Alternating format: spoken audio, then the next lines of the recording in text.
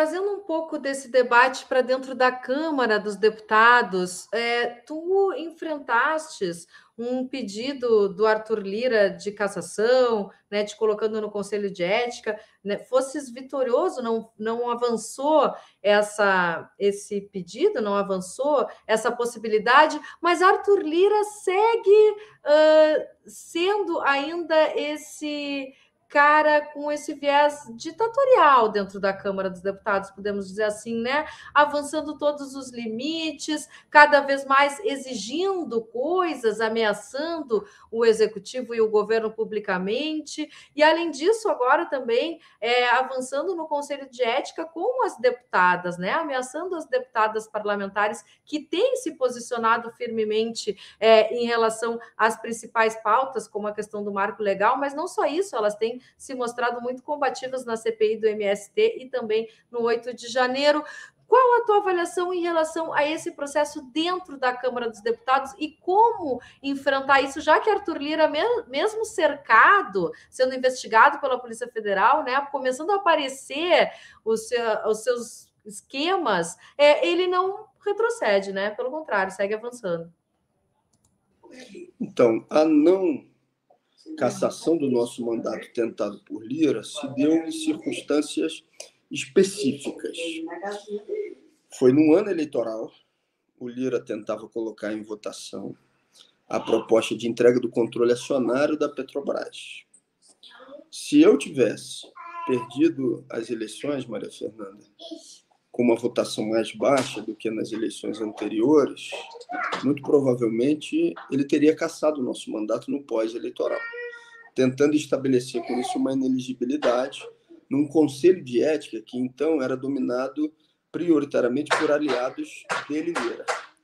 Só que, em se tratando de uma ação que aconteceu no ano eleitoral, para demonstrar, inclusive, aquilo que ele estava tentando fazer nos bastidores, que era um verdadeiro absurdo, e com a votação no período eleitoral dobrando praticamente em relação às eleições anteriores, é muito difícil você cassar o mandato de quem acabou de se reeleger. Além disso, com a derrota do próprio Bolsonaro, o que enfraquece a tentativa dele de manter quente uma ação contra os seus inimigos políticos de dentro do parlamento. O cenário hoje é outro.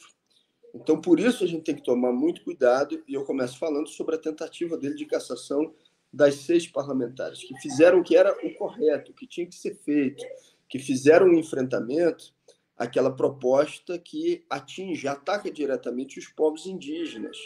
Essa ação que o Lira articulou é, evidentemente, uma ação machista, misógina. Tinham vários homens no plenário ali naquele momento, fazendo o enfrentamento também a essas ações. E eles escolheram 6 mulheres para colocar no Conselho de Ética, numa tentativa evidente de calá-las. Como a gente está no início de mandato, ainda é o primeiro ano de uma legislatura, é fundamental a gente ter uma solidariedade ativa, militante, para defender o mandato dessas 6 parlamentares. Então, abaixo-assinado que está rolando, as ações e iniciativas que estão sendo tocadas de solidariedade por todo o Brasil tem muita importância. É verdade também que o Lira inicia esse processo contra as 6 parlamentares de esquerda antes de se intensificarem as denúncias contra ele mesmo, como você disse. Seja o julgamento do seu processo no Supremo Tribunal Federal, que no primeiro momento ele teve um fôlego, seja na investigação que está rolando por parte da Polícia Federal.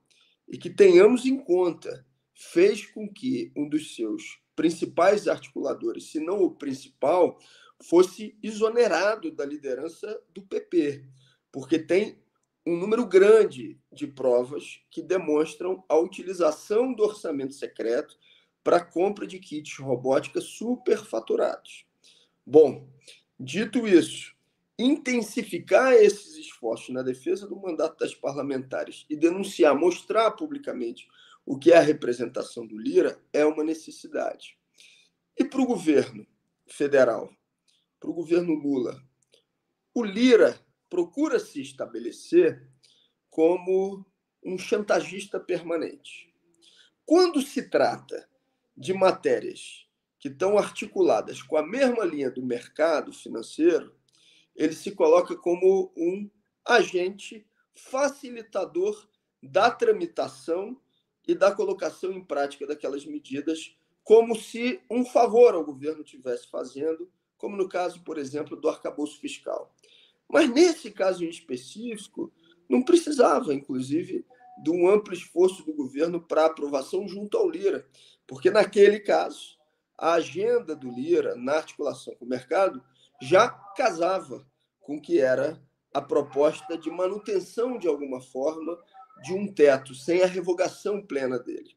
Agora, quando o governo toma medidas e iniciativas de enfrentamento ao mercado, como, por exemplo, quando estabeleceu um decreto que dá fôlego às estatais de saneamento contra a privatização da água no Brasil, o que o Lira faz?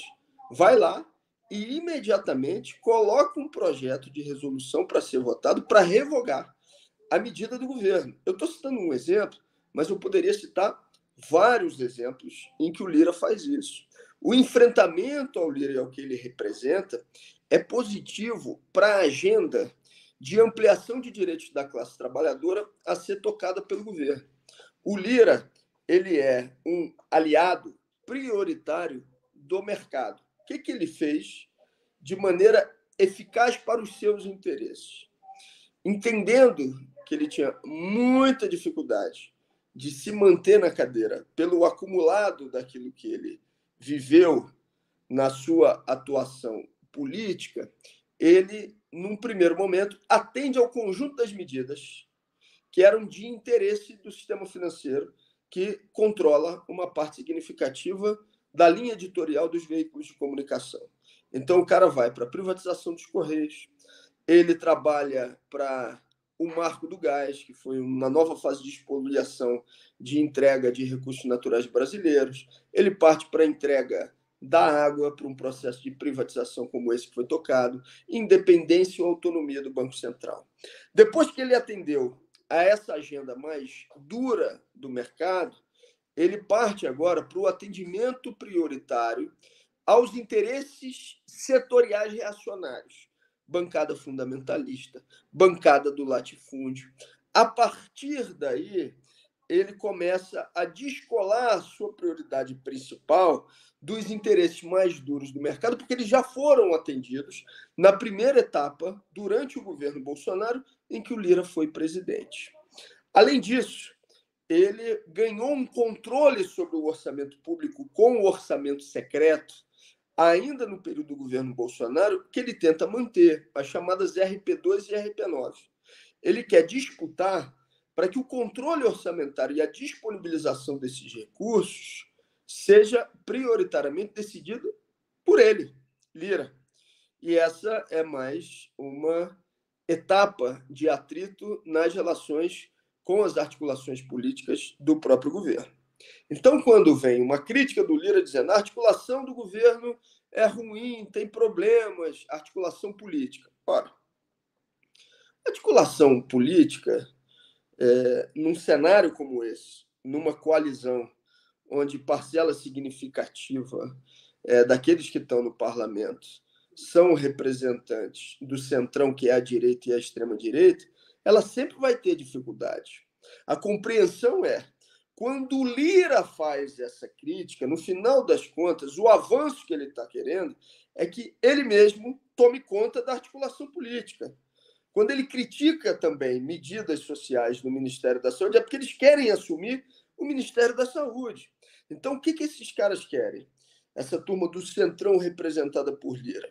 Querem ter o controle do Ministério da Saúde, querem ter o controle da liberação de verbas através das emendas e querem, no caso do Lira, mas evidentemente ele representa outros parlamentares, ter uma articulação permanente para ser o facilitador das agendas do mercado, mais especificamente do mercado financeiro. Enfrentar o Lira e aquilo que dá sustentação ao seu projeto de poder é uma necessidade política para que a gente também respire no Brasil. E, além disso, o Lira funciona como um agente blindador de uma parcela significativa dos golpistas e da extrema-direita. Por que ele colocou na presidência da CPI do dia 8 um aliado mais próximo dele? Para que ele, junto com seu aliado, tenha o controle sobre quem vai ser responsabilizado, sobre quem vai ser indiciado ou não, ou pelo menos procure dificultar o trabalho da relatora nesse sentido. Então, eu não tenho nenhuma dúvida, me estendi um pouco mais, mas para poder responder ao teu questionamento, que o Lira é uma daquelas forças que tem que ser enfrentada. Representante do mercado financeiro, chantagista nas articulações com o Centrão e aquele que tenta o tempo inteiro desestabilizar medidas que sejam a favor da classe trabalhadora, sem contar todo o passivo relacionado a kits robóticas e mais coisas que vão surgir por aí, que demonstram a que projeto político ele pertence.